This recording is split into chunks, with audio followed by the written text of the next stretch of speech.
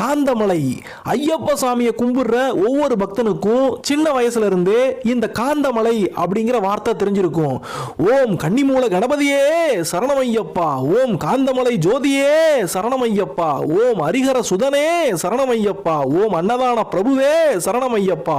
இப்படி பஜனைக்கு பஜனை சரணம் போடுறப்ப அந்த காந்தமலை அப்படிங்கிற வார்த்தை நமக்கு பரிச்சயமாயிருக்கும். காந்தமலை எங்க இருக்குது அப்படின்னு சொல்லி கேட்டா, மகர ஜோதி தெரியக்கூடிய மலையத்தான் காந்தமலை அப்படின்னு சொல்லுவாங்க. சரி, அந்த மகர ஜோதி தெரியக்கூடிய மலைக்கு பொன்னம்பலமேடு அப்படின்னு ஒரு பேர் இருக்கு, அப்புறம் ஏன் காந்தமலை அப்படின்னு இன்னொரு பேர் வந்துச்சு அப்படின்னு நம்ம தெரிஞ்சுக்கிறோம்.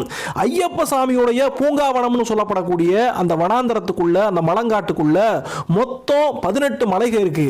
பொன்னம்பலமேடு, நாகமலை, சுந்தரமலை, கரிமலை, மதங்கமலை, மயிலாடும் மலை, ஸ்ரீபாதமலை, தேவர் மலை, நிலக்கல் மலை, தலப்பாரா மலை, சித்தம்பல மலை,